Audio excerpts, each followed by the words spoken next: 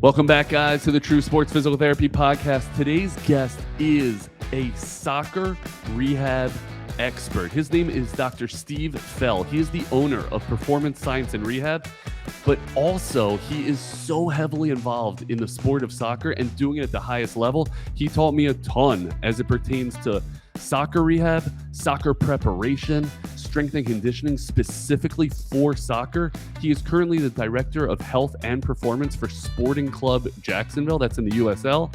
He is also performance coach with the US Men's National Team. So he worked the World Cup in Qatar. He's going to work the World Cup this coming year in the United States, working with the world's absolute best soccer players. And he has a fascinating clinic, Performance Science and Rehab, in St. Augustine, Florida. They are doing everything the pros are doing at an elite level and bringing it to the general sporting population. It's really awesome. Go check him out. Without further ado, here's my conversation with Dr. Steve Fell. Welcome back to the True Sports Physical Therapy Podcast. We got Dr. Steve Fell with us. Steve wears a ton of hats at elite levels of soccer rehab and performance. Super excited to have you. Thanks for taking some time out of your day, Steve. No, thank you so much for having me. Really excited to be on and have a great conversation. More important, well, we'll see. We'll see how it goes. More importantly, highly recommended by friend of the practice, Pete Johnson. Pete, thanks for recommending Steve. Already off to a great start. I really trust the direct referrals that I get from our True Sports family. So he sold you big. So this better be a great conversation, Steve. Well, Pete is one of my favorite people in the entire world. Was super lucky to spend 4 years with him at Towson University. Go Tigers on the men's soccer program, and he's a dear friend, and I love him. I love him to death. And you're lucky to have him as part of your operation. He's such a great dude. Sweet Pete, sweet as we call him down here, Sweet Pete. Sweet I love Pete that. A. Okay, That's right. Steve, your background and the current roles you have are fascinating to me, and I know they're going to be to other listeners. So currently, you really got like three things going on. You're Director of Health and Performance for Sporting Club Jacksonville in USL. So elite level men's and women's soccer. So that's unbelievable. You also are a performance coach with the US Men's National Team, working World Cup in Qatar, also upcoming World Cup based here. So super exciting there. And you run a successful cash-based clinic, Performance Science and Rehab, down in St. Augustine. So you're wearing a whole bunch of hats. My question for you is, what turning points transpired in your career trajectory that allowed you to reach the pinnacle of this profession? Yeah, and I think, I gotta say, those hats are only made possible because of the people that are within the ecosystems. I'm super, super lucky to have just amazing people that I work alongside to help make all these things happen. So I have to definitely say that before we start, because nothing is really possible without bringing in the right and surrounding yourself around the right group of folks. And that's, whether that's student therapists or colleagues that are in the business or mentors that you've worked with. I think huge shout out to everyone kind of within those ecosystems, because without them none of it's possible. I think that's the first thing. So humility, that's one thing I hear. What else got you to where you are?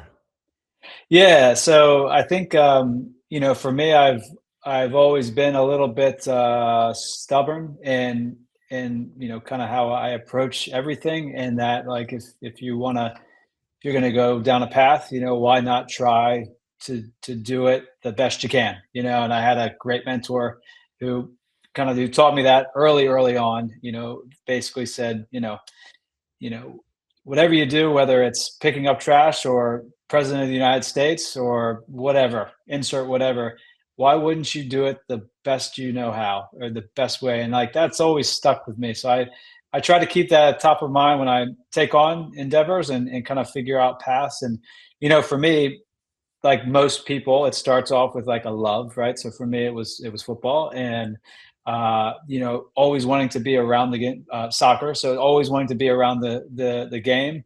And when as a player, I was always somebody that maybe not the most talented, but I always had a good like physical profile for the positions I played. So I, good engine, could do a lot of the dirty work, kind of the ball. I mean, I would call it the blue collar Baltimore work, right? Hell yeah. And that worked for me. And I recognized pretty early that even though I was doing and following all these plans and was diligent, I was always, had something injured, always. And I nobody could really, being the stubborn person, no one could ever really give me something that if I followed to a T would still help. Mhm. There's always stuff that was still coming up. So right away I recognized there was definitely this gap, between like training, in this case training for soccer, and just like putting in the rehab and the performance pieces that were supplemental to the sport, right? So that was early days.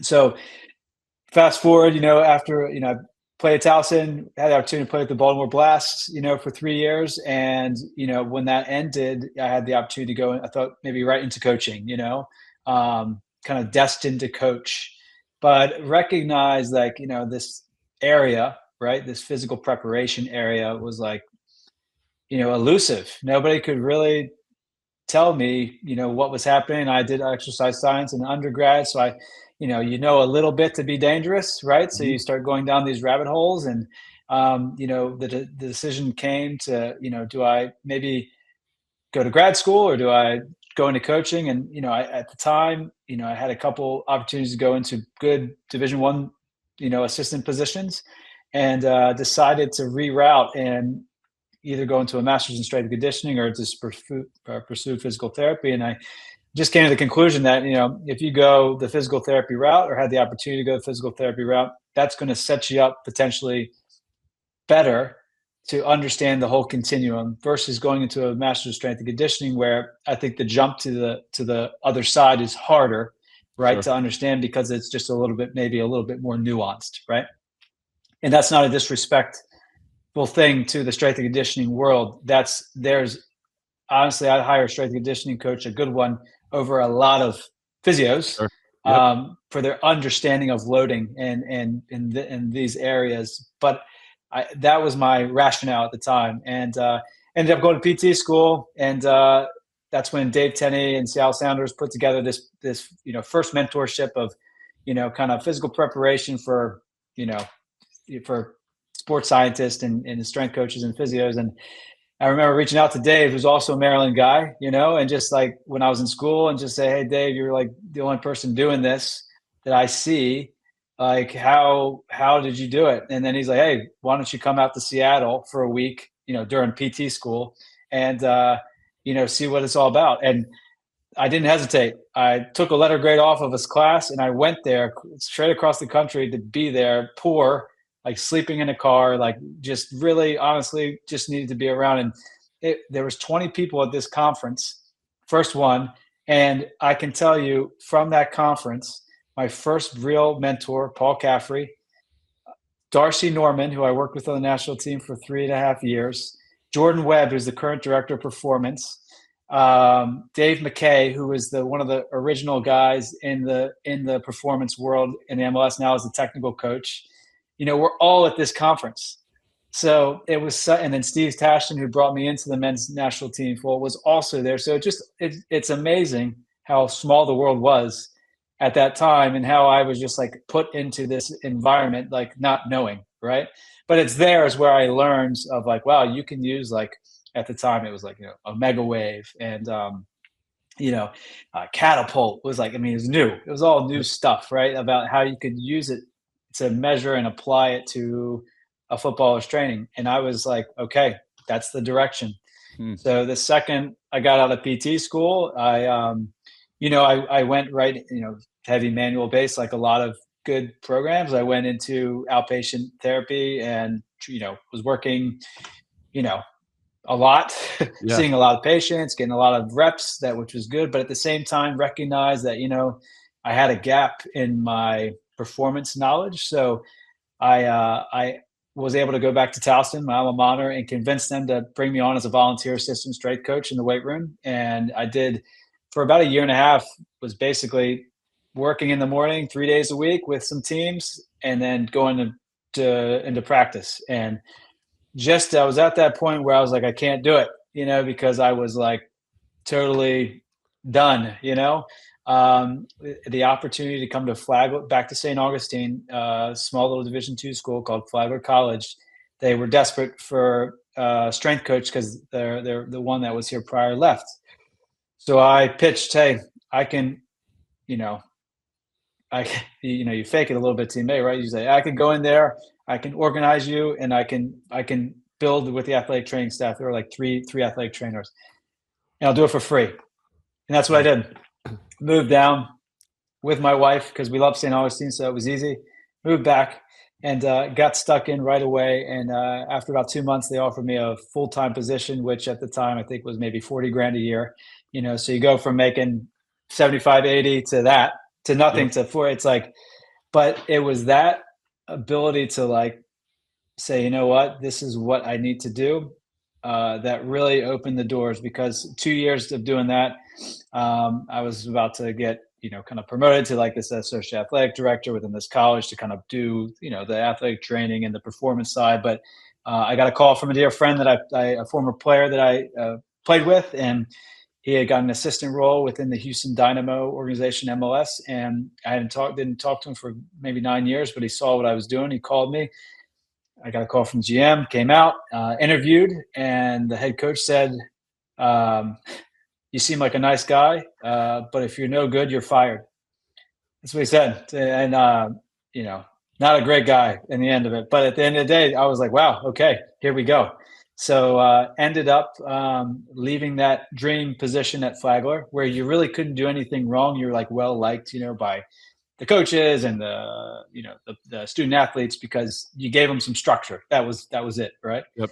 And ended up, my wife stayed here. I went there to Houston, and I did that for the first year, and then they ended up coming out, and I was there for 3 years, and that's where Paul Caffrey, who I consider kind of my mentor, kind of brought me along, and we just got to this point where you're in the grindiness of the season.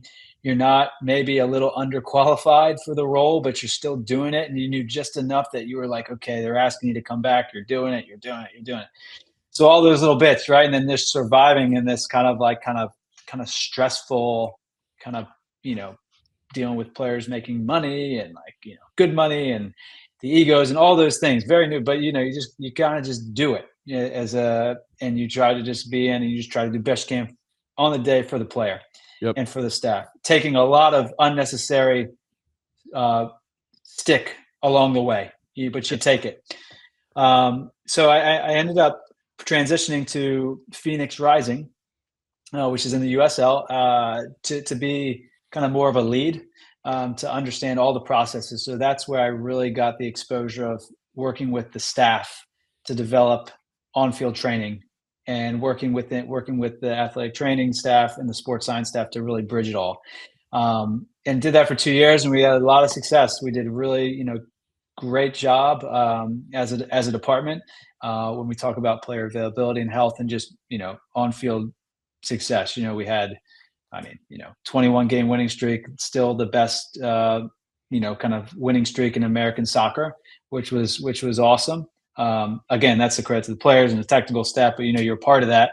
Yep. as a sports staff member. And then, COVID hit. So then there was a lot of uncertainty, and, from there, the opportunity to actually transition back to Florida presented itself, to be a human performance advisor for small T SOC there in South Florida. So right just north of Key Largo. So I transitioned down there. I was able to have a little bit more experience, help like building a staff of a strength coach, PT, AT, dietitian, and psychologist within the tier, like a TSOC, so a special operating unit, which was super cool. Did that for a year. And then, our idea of always transitioning back into St. Augustine was there. So, again, just timing. I had a buddy who was opening a rock climbing gym, and he was like, dude, why don't you just come and open something? And, I just started to think about it, and I was like, okay, if I can't just go into a normal practice, I just can't do it. Like I couldn't do it. Hmm. So I just bet on myself and just hoping I could just make it. And within 6 weeks, I had 23 clients a week. And I was like, okay, I think it's going to work. And that was in that during that time with the practice, the whole goal was like, hey, can you bring the professional sporting environment to the private sector? And what did that look like? Can you give them time? Can you develop a relationship? Can you use some technology, force plates and force frame and output sport and all this stuff that we know about Hmm. to help drive some data informed decision making and profile these individuals, and then help them kind of get through, and it ended up taking off to the point where um, uh, another therapist came on, and then another therapist came on, to the point now where we've moved it to a bigger space. We're connected to a performance center now, called Catalyst Athlete Training Center, and we service kind of all different types of high performing individuals. From the 73-year-old surfing athlete to the professional athlete, and kind of everybody in between. But everybody that we tend to attract has the mentality of a high performer, which is kind of how we get the people to stick. So during that whole time, about maybe 6 months after starting practice, I was out of the blue, after being out of football for a year. I got a call from from Steve Tashton and Greg Berhalter, who is the current senior men's national team coach, and they had a position that was opened. I still don't know to this day, because they never tell me when I ask them how they came to know that about myself, and they said that they have eyes everywhere, and I came recommended, and then they brought me in as a trial, and during the final qualifying window. And my role there is really, you come in, you're kind of a guy of many hats, right? You do what you need to do, whether that's a return to play, whether that's wellness in the morning, whether that's taking someone from an individual standpoint in the weight room, whatever that looks like. You're just doing it. Hmm. um, and that has transitioned into just a really a full-time role with them, where I get the ability to kind of operate in the club still be around the practice and operate on more of the business side of things, to help drive some initiatives. And then I'm still with them as we enter into this 2026 World Cup here in the United States. And it's a great group. We have an awesome group of practitioners, from medical to performance to sports science to doctors and all the above. And we've become like a really big family. So it's funny how it all feeds itself, because it's all the same stuff, just a little bit different environments. And yeah, I feel like I'm going 100 miles an hour at times, but I had someone once tell me that there's times to sprint and there's times to cruise, and it just feels like it's an opportunity now to sprint. And of course, it's all made possible because my awesome partner, wife, is totally supportive of all of it, and is able to watch a young one while I kind of go do these things,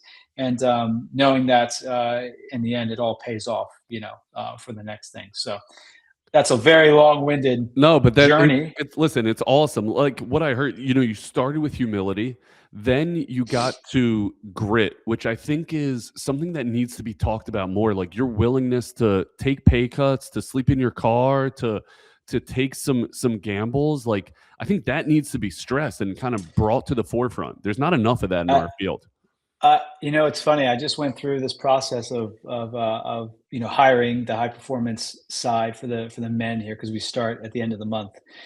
And through that process, you notice one thing I've noticed is that there's a lot of expectation early on with no experience.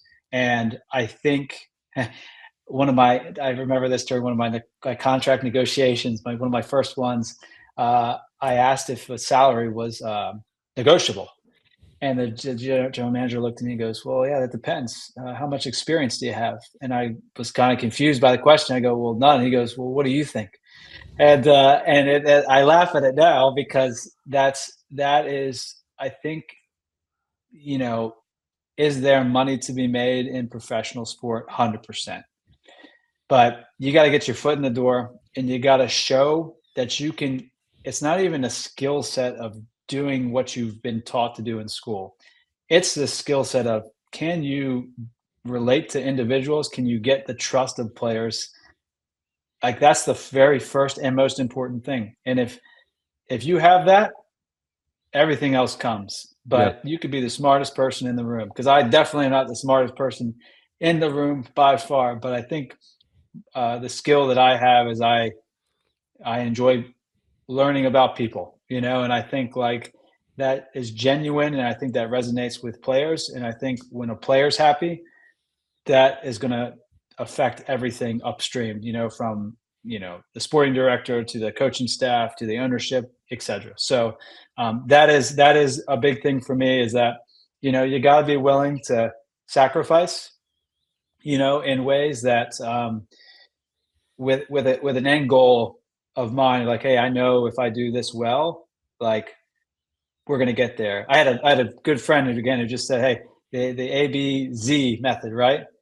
A is like, where are you? B is, what do you got to do next? And Z is the end goal, right? So if you just focus on those little bits every day, right, it pays off in the end. And I it's almost that thought process has almost become a religion for me, out of necessity. Because if you think too much about what's happened, you go ape shit. You know what I mean? Yep. Your head's like this big, right? So just trying to narrow the focus to be to knocking out the things you say you're going to do, and doing it in a good way, and move it forward, I think, is the best way to kind of stay consistent and and be reliable. I mean, I really I see a theme and a pattern as I have high performers on this podcast over and over again. Like 9 out of 10 of them give me that speech of, I'm not the smartest. It's about your soft skills. It's about taking risk. It's about humility, and those things are available to everyone.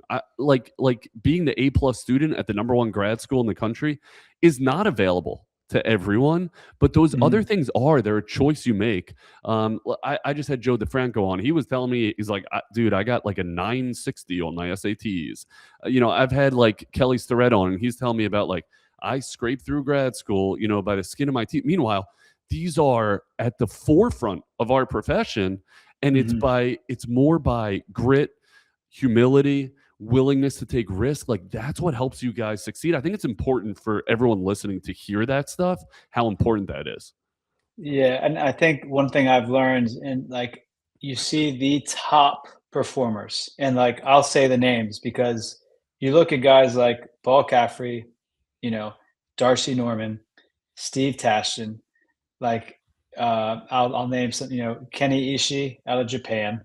You look at these people, Derek Lawrence, with the national team. Like, you look at this group of people, and the amount of humbleness, humility, lack of ego, like, Shad Forsythe, who's currently in Sutherland, was at Arsenal, was in Champions League at Borussia Dortmund.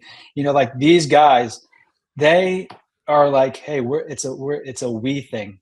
It's never an I thing, and that's always stuck with me. They speak in we, not I. It's we're together. We're doing this. I was in El Salvador with Darcy Norman, who's won a World Cup with Germany. He's been to 3 or 4 World Cups. Was in a World Cup with the United States. Was at AC Roma as director of performance. Was at Bayern Munich. He's at Chicago Fire now.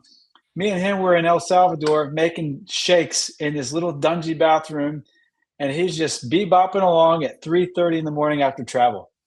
I Yeah. mean, that right there, if that doesn't tell you something about like what the top people are willing to do, it's like, I don't know. It's like that for me. It's like, it's very eye opening, and people don't see that. They don't want to hear about that. They want to hear about all the speaking events and the big crowds and seeing it. But that's literally, that's at the essence of all of it. That's what it is, and you gotta be able to do all that with a smile and know that it comes with the territory, And I don't know. I think it's, for me, it's a really nice thing to see, because, like you said, we all have that in us. We all can do that.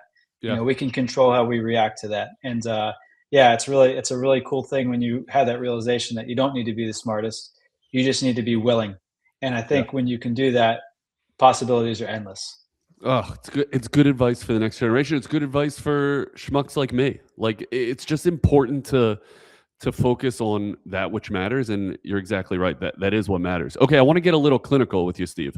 As Okay. nice as that stuff is. So, how can a non-soccer playing PT, how Mhm. can they rehab an elite level soccer player and earn that athlete's trust? Mhm. Mhm. Yeah, I think at the end of the day, a lot of the principles are very similar to anything, right? Like, what's the approach with the athlete? Can you gain the trust? Like, and Yep. that starts with don't be a dick. You know what I Yep. mean? Like, be kind, listen more than you speak, but be confident. Like that is like such a big thing. It's a difference between being confident and then being arrogant. Like we know that, right? But the idea of there's so much that you can portray, but with just listening and the confidence that instills in the athlete, and then speaking to them in terms of, yeah, we're gonna get that sorted. It's like you and I, it's like you're gonna get that sorted. I'm going along with you on this ride. And I think that's really important. And I can certainly say, like, if you can kick a soccer ball, that helps. Hmm. Okay, that helps. There's an immediate buy-in there, but also it's this willingness to just first off be somebody that's going to listen more than they're going to speak, and then do what you're going to do. Like that's foundational for I think any type of interaction you're going to have, especially in our line of work, right? Yep. So that's the bit, and then the other stuff is really how do you manage those expectations with the athlete? Like, hey, you know, you're gonna get better. Okay, well, what does that mean? And I think if you go on the journey with the athlete as somebody who's maybe not familiar with the soccer world, if you go on that journey with them to understand what are we trying to get you, what are we trying to help you get back to? Well, you have to understand those demands. So with ChatGPT and like just things out there, you can find out what this person needs to be exposed to. So that might look like, hey, what's your current club that you're working with? What college did you go to? Do you have a strength coach? Did you guys use GPS? Can I have that contact information? And now you contact the practitioner. Hey, what's the game load for them typically? What is their biggest quality? Is it high speed running? Is it changing a direction? What's their max velocity? So understanding that and communicating that with the athlete automatically says, okay, they might not be able to kick a soccer ball. They might never play, but you know what? They understand this physical aspect because they're trying to be in my corner. So how can I not respect that? Okay, awesome. So here's the plan. We have this information. Can we work backwards to build you up? But a concept, where are you starting from? Do we need to go a timeline based thing, or can we be criterion based Yep. and get you down this road way faster? What sounds better? Well, criterion. Okay, well, let's go see. And you do your testing, you do your profiling, you understand tissue reactivity and these things. Let's try this. How'd that feel? Great. Okay, next thing. But and then you say, well, this other person said I couldn't do this till then. I go, well, why? You can do it. Are you okay? Great. Okay, let's go. Do it. And Yeah. you do it, and then before you know it, this person is, you know, 3 months down the road compared to where they should be. And this is very typical in an ACL rehab. We could talk all day long about what that looks like and why I have some strong opinions there. You know, it, you get to this point where, okay, this practitioner, the athlete's like, this practitioner is learning about the sport because they're showing me and they're having this conversation. They're they're listening to me. They're taking me on this journey, and they're implementing. And then when I give them feedback, they're changing. And I Yep. think that's the biggest thing that maybe I see is that there's some rigidness in a lot of younger practitioners to no, it's what I say. And I would caution that. I would say professional athletes in general are at that level for a certain reason, good, bad, or indifferent. So there's tons of ways to skin a cat, and we don't have the perfect answer. So if they're telling you something, then that's important to them. So find a Yeah. way to give that to them that you're comfortable with. Has to happen. Has to happen. And I think all those things come back to just listening, right? And then trying to implement, taking responsibility when you got it wrong, and just being upfront about that and saying it will go wrong sometimes, but when you push performance, that happens. Because the biggest thing I see with physical therapists who want to get into physical preparation of, return to play, whatever. Yep. Physios don't push performance. They're scared of pain. They're Yep. scared of that. And that is the biggest thing that I see. And that's something I 100% experienced in my early days. Is you're actually doing a disservice when you don't go into a little bit and you monitor. And sometimes you overshoot, but you know what? You got to be willing to take it, knowing that you can modify and dial up or down based off of the response, and then you push again responsibly. And I think that's really good yeah, advice. It's really important. yeah. So I think, for me, there's an art to that comes with some experience. And the more you do it and the more success that you and the athlete have, the more confident you become when knowing, like, no, we can go there. But we do know that I'm a big analogy metaphor guy. I love it. So I know I've thrown a couple at you, so apologies, but there's if you look at this line there, people think it's like this, right? It's a linear approach when really it's like this squiggly line and then it's here. Yep. That is the process. That is the process. So I think just kind of summarize it all. It's like, you listen more than you talk. It's the athlete journey that you're on, not the journeys on the athlete's on your journey, Yep. right? And then you show the athlete through, like, tangible action. I contacted this person to get this information. Does this resonate with you? Awesome. Okay. How do we work backwards? This is the plan. I would love if we can get you down this pathway as quickly as we can, but we have to check this box, this box, this box. Who knows what the time frame is? This is what the researchers say, but let's challenge that and see if we can keep going. And we'll know based off of how you respond. And I think the more you do that and the more success they have, you got them. I mean, no question. I mean, they become your fans. I went through this with lacrosse, like being in Baltimore, like we're the mecca of lacrosse. And you're looking at a guy that has never picked up a stick in my life. Like, I would do like return to sports stuff and I would have my baseball mitt and they're throwing a lacrosse ball with a stick because I didn't know what the hell I was doing. But what I tried to do was relate the rotational forces of shooting to what I do know, which is throwing a baseball and pitching. And God knows there's way more research there, but it's not that I'm going to fit them into the baseball box. It's that I'm going to use that vernacular, that sports science that is comfortable to me and relate it to their sport. And as soon as you explain that appropriately, they're on board with you. I also love what you said, like, you're a part of their journey. They're not a part of yours. Like I always say, I'm not going to teach you how to fix yourself. Sorry, I'm not going to fix you. I am going to teach you how to fix yourself, right? It's not me imparting my will on you.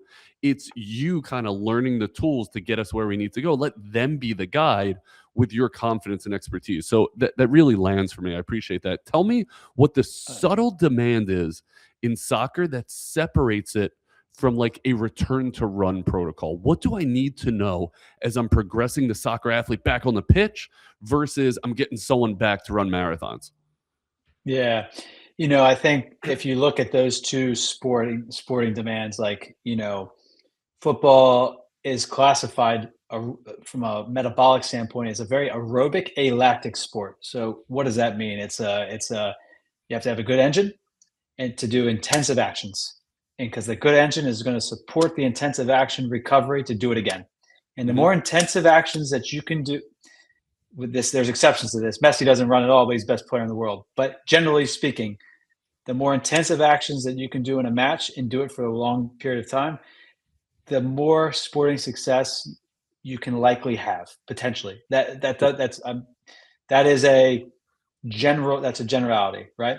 So the idea with there's going to be different kind of acceleration, deceleration demands associated with that. There's also going to be different max velocities associated with that when you compare it to marathon running. We know that decelerating at speed and going out another direction.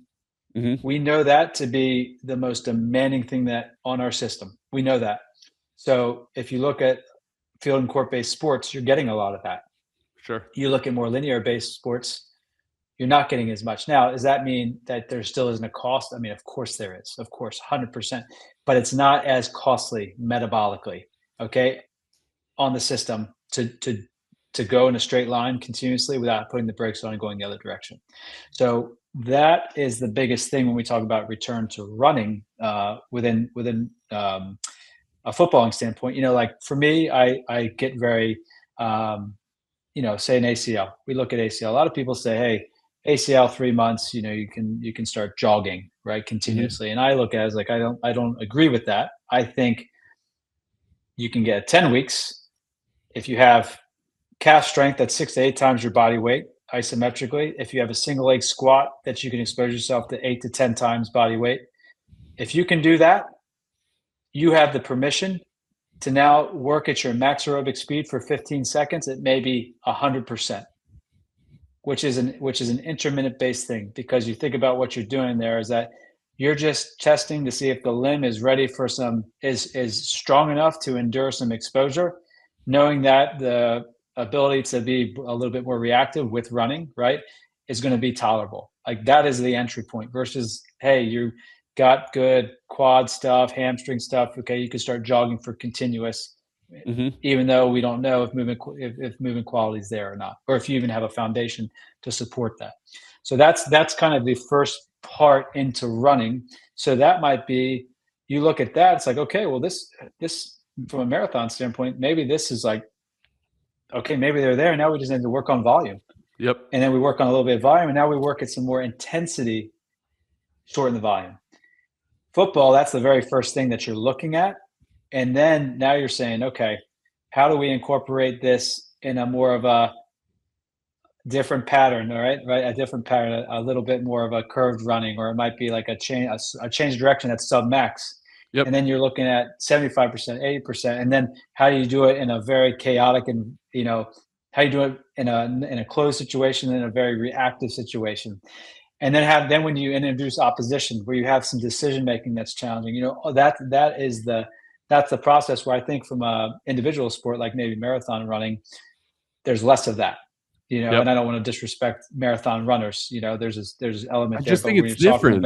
It's totally different, right? And I think you're making a great point. Like you're preparing the athlete for a different set of demands, and so it requires a different set of criteria for you to progress, right? So I love the way you think about that, and also like you're describing the different planes of motion as you start to describe curvilinear running, or you start to describe changes of direction and stuff like that.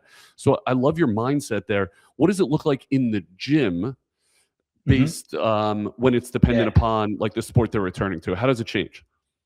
I love it. Because this is the area for me that's like, if you had to say what is your biggest passion within it, it's profiling to understand what physical ability are we trying to build? Like, where are you really good and where could we improve? And a great example of this is like, if you have people who are, let's just say, generally you'll see central players who are very good accelerators within a 10-meter radius, but they maybe lack top end speed capabilities, versus you just might see a winger that's very good top end, but they might lack the ability to change direction, generally speaking, versus these other pieces. So when we can understand that, we want to, and of course you're looking at movement, you're looking at force data, and then you're looking at movement skill data. Okay. And you're tying that together to understand. I like to tie it into these buckets. I mean, it's an acceleration bucket, both short and long accelerations. It's a braking bucket. It's a plant or penultimate step bucket. Okay, it's a base position bucket, and then it's a reactivity and getting out of the hole bucket. So you look at those things and you look at what those different pieces require, and then you map gym work based off of that. So as an example, say someone, well, since we're on hamstring topics, somebody has injured their hamstring, trying to get in behind the back line, and they've done their hamstring. Okay, so it's a max velocity mechanism of injury. This individual, we know that gym work isn't going to solve that all the time. We need to get them on the field and getting exposure to sprinting, yada, yada, yada. But it's also what can we do in the gym that's going to mimic that? And, I'm a big fan that you got to expose yourself to all sorts of patterns because that creates robustness. I'm a big believer in that. But you go from global to specific, just like you go slow to fast, right? To kind of bridge these pieces. So, for that individual to bridge a max velocity effort in the weight room, you're looking at, we'll just use two simple ones. You're looking at an RDL and at various degrees, and you're looking at step ups, and you're looking to, okay, can you stick these positions under various loads, under various stability, kind of challenges, and can you own it? And can you first own position, and then can you pattern, and then can you do it from slow to fast?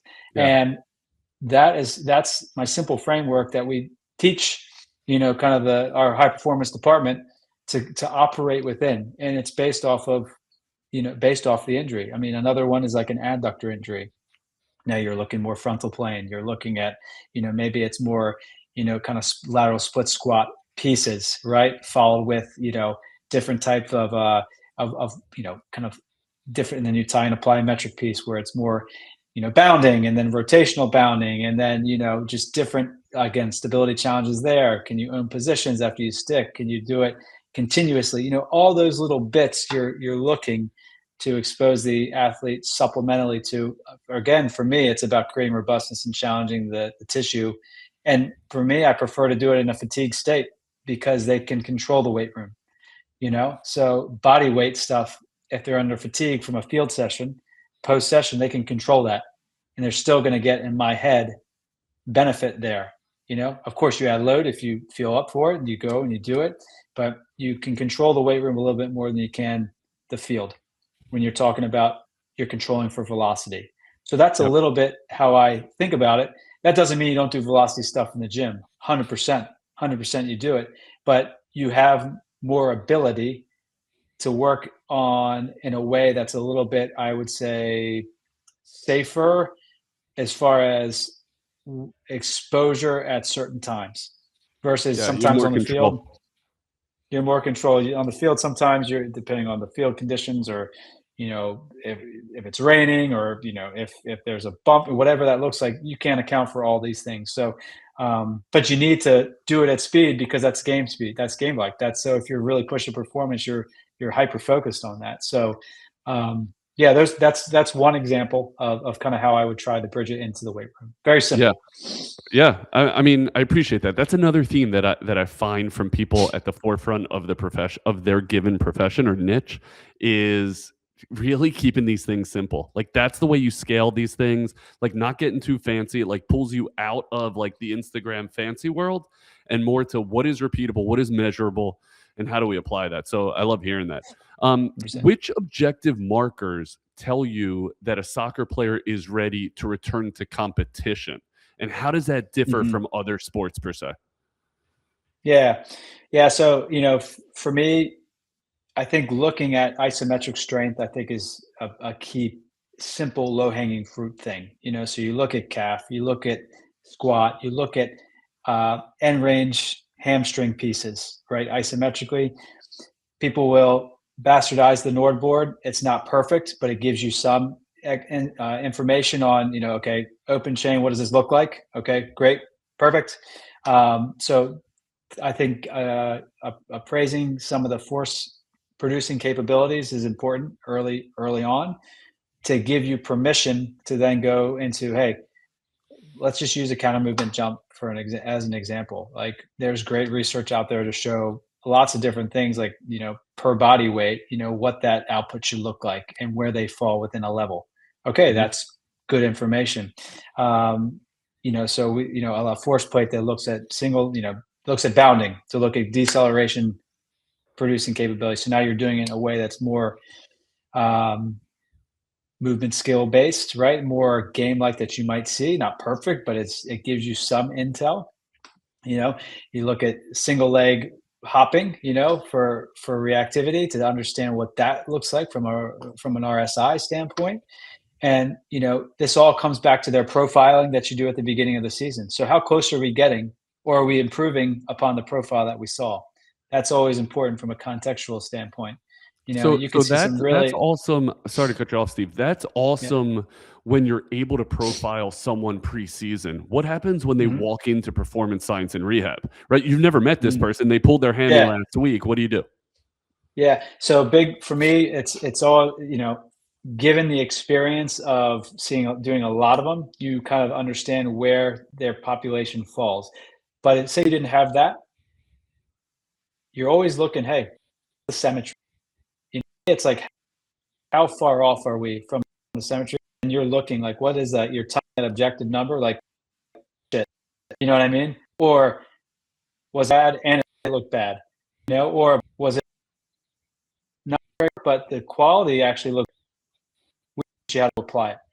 So you're taking that clinical piece, right? Taking that objective piece, but you're also taking your eye to understand quality there. Applying that table work range into that position, just in a regional position, like an example is, we're player this morning, we did a direction that's no 5 test. Very clear when she cut affected side, her penultimate step on her affected side, not getting into her hip. And we can see that, we can measure that, we see it. And she's asking me, oh, I think my hip is stiff. Well, you know what? On the table, she has all the range in the world. So it's a brain thing. Yeah. It can't It's a get into control it. So thing. the Yeah. intervention, it's a control thing. It's a fear thing. So showing her that, forcing her into a position, keeping her there, proving it to her, gives her confidence that she can now approach it a little bit more at speed and groove it. And she got better in the session and was able to access that range. So to go back to your question, somebody walking in, your profile, how far off are we from a symmetry standpoint, right? What's the foundational movement qualities they possess? Okay. Can we identify mobility versus stability impairments? What's their producing capabilities, right and left? How far off is it, compared to not anybody else? Is there pain associated with it? Is there previous injury? All right. Now, can we look at some movement and skill qualities? Let's do a counter movement jump on the force plates. Oh, but I don't counter movement. Hey, it's a skill. Let's see if you can do it. You know what I mean? And jumping is a skill. Yep. So can you do it? And what does it look like? Are you folding? Are you dropping the hips? Are you getting wide? Are you can't get off the ground because you're too quick off the ground and you're not putting anything into applying any force. All those things help to understand, is it a mobility issue? Is it a stability issue? Is it a force producing or a force absorption or a braining thing? Yep. All of that tells a story. Individually doesn't tell the story. Together paints a beautiful picture of how you can move forward. I love the way you put it, because again, it's so simple. You are blessed at Performance Science and Rehab that your clinic looks like a professional training room, right? So what do you do if you don't have the force plates? Do you just strip that out? What did you do before you had them? Yeah, I mean, if you don't have any technology, I mean, what's the next layer? You have to go to your eye, right? Yeah. So something as simple as a camera to video and slow down things when you're looking globally, you can do that, right? Or your manual muscle testing. If one side is significantly different than the other, you're going to pick that up. You don't have to put numbers to it, although it's really important for buy-in, in my opinion. Yes. Yeah. But you can start there versus just guessing, and you could say, this is different, and then they can report, yeah, that feels different to me. So you can use that as a next layer if you have to. And I mean, we've all had to do that. Yep. This stuff hasn't been around for forever. It hasn't. Listen, it hasn't been around forever. I went through this with blood flow restriction, where it's like I would get calls from the clinic from a patient being like, "Do you have blood flow restriction in this clinic?" And I'm like, "I got news for you. I've put tons of athletes back on the field without re-tearing their ACL before blood flow was a thing. So no, I might not have it in that clinic, although we do have it in every clinic now. But like we've done this before. There are million, like you said, there are millions of ways to skin the cat. Also, because the high end has become pervasive, like force plates, it's creating all these things in the middle. Like I would encourage everyone listening, if you're not working at a clinic that is willing to invest in force plates, like we do at True Sports, like you do at Performance Science and Rehab, there's something called My Jump app, which utilizes the technology that's sitting in your pocket, where they're able to have an athlete jump up and down, use your iPhone and their application, and it very closely estimates what would transpire if you were on a force plate. Like it just gives you some objective to at least go on, and there's so many options. So you could do it without the force plates, you could do it with the force plates, you could do it with My Jump app. Just know what you're looking for and then how to relate it to the patient, and I think you're fine. In the last few minutes, I want to get into FIFA 11. Okay. Tell me just your no one is more qualified to give feedback on FIFA 11. Tell me how you feel about it. Tell me where it needs to go to match our modern day game. Yeah. Oh, I think FIFA 11, for those that don't know, it's a dynamic warm up that facilitates the nervous system to handle, okay, various speeds and actions, within general actions within a movement experience. I guess that's what I would call it. So it's a dynamic, I think simply it's a dynamic warm up. That's a robust dynamic warm up, which is great. There's good evidence to show that it's effective, and I don't think it's the whole thing that is, it's a great tool, and I certainly use it on occasion as we're putting athletes through things, and it's a great way to kind of teach an athlete to kind of get through a system or a warm up in a way that if they don't have access to a bunch of things or somebody there helping them, hey, we know that can be a nice vaccine to help prepare them, right? I do think, like, when you talk about warm ups for football, there's a lot of things that go into that. In my opinion. Now, and there'll be people who'll be like, "Oh, you're just a freaking fitness coach, whatever." But if we're thinking about what we're trying to do in a warm up, we're trying to facilitate the nervous system to prepare you for match demands. So in that, you have to have the ball, 100%. So you start with something like a FIFA 11, right, where it's dynamic. You're going from double leg to bounding to single leg. You have the mini band. You're facilitating the femur to understand orientation. With the hip and the ankle and the ground and all those cool things, right? That's all really, really important. But that's general pieces. Now, how can you make more specific in football actions from that? So you warm the system up with that. To me, that's a level. That's a start. That's turning the key to then get you into something that's involved with the ball, specifically some sort of passing pattern that's unopposed, that's going to match the session content that's coming up from the training staff. And then you add opposition with some decision making with the ball. Those three elements together prepare you for the first exercise. So I think it's a warm up but it has to, I think, to complete the whole preparation to enter a training session with the technical coaches involved, and that activity will make a little bit what our outcome is for the upcoming. Now, there'll be many people you don't know. Doesn't mean anything. Doesn't matter. My belief system and how the warm up is, what was the first activity like? Was it good or was it shit?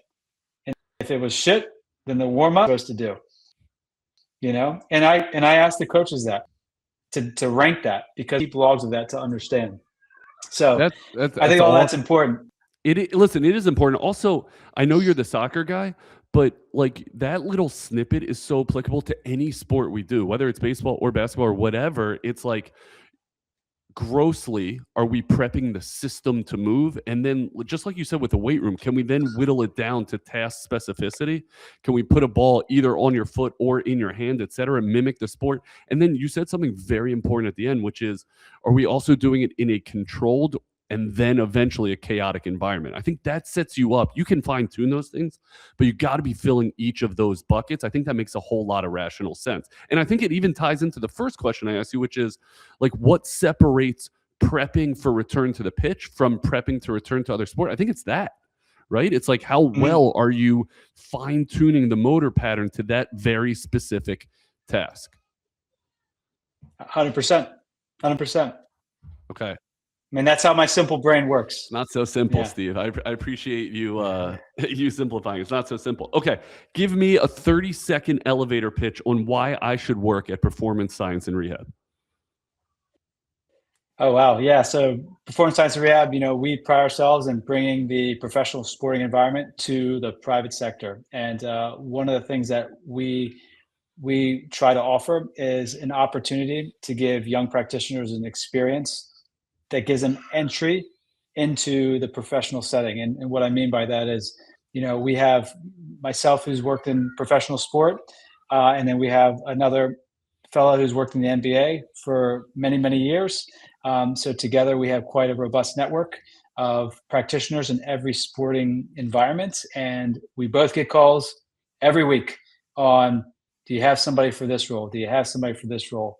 So we got the idea of really just tying it all together by, hey, we can be the breeding ground and give some education to some younger practitioners who might not have the experience or exposure to different technologies and kind of thought processes that prepare them to get to be good enough for entry into a situation for them then to prove themselves. So that's our little bit of an elevator pitch, and we love high performing individuals who love getting at it and who love elevating us, as much as we try to help elevate them. Steve, if I heard that elevator pitch 15 years coming out of grad school, I am moving my ass to St. Augustine to work for you for free. I mean, it just didn't exist. You're really disrupting the space, because the whole speech you gave early on of you sleeping in your car and you making zero money, etc., like, you are providing an unbelievable ramp for these hungry clinicians to kind of skyrocket into professional sport. I think that is even more valuable than all of the residencies that are out there, to allow them just the entree to those opportunities. So tell applicants, tell the thousands of PTs that are listening how to get in touch with you. Yeah, I mean, the easiest thing is email, and I apologize early on for the email, and I'm devastated that I used the entire name, but it is what it is. So it's Steve at one word, performancescienceandrehab.com. That's the easiest way to get in touch. Yeah, again, apologies for that. If you didn't want to go PSNR? It wasn't available, unfortunately. I just learned that PS plus R, spelled a PLUSR, is available. So I might buy the domain here as we get off. But if you don't hear back from me, please check the spelling on that email, and I promise you, I try to be diligent in getting back to anyone who reaches out, because I appreciate the ones that did that for me. Well, I love that. And I mean, you've been a pleasure getting on to the pod. I thought it's just because Pete introduced us, but you are super responsive. So I really appreciate it. There's so much more that I want to get into as it pertains to football rehab, FUTBOL. Mm-hmm. So as long as I get a couple comments and feedback that they loved you, we got to do a second one, because this was awesome. 100%. Okay. 100% would be honored. I love it. Steve, thank you so much for your time. Everyone, thank you so much for listening. Please check out Steve Fell, Performance Science and Rehab, down in St. Augustine, Florida. It is beautiful this time of year. Let him know that you heard him here on the True Sports PT podcast. Let us know what you love. Let us know what you hated. Let me know who my next guest should be. True Sports PT on Instagram. Can't wait to hear from you guys. Bye-bye. Bye-bye.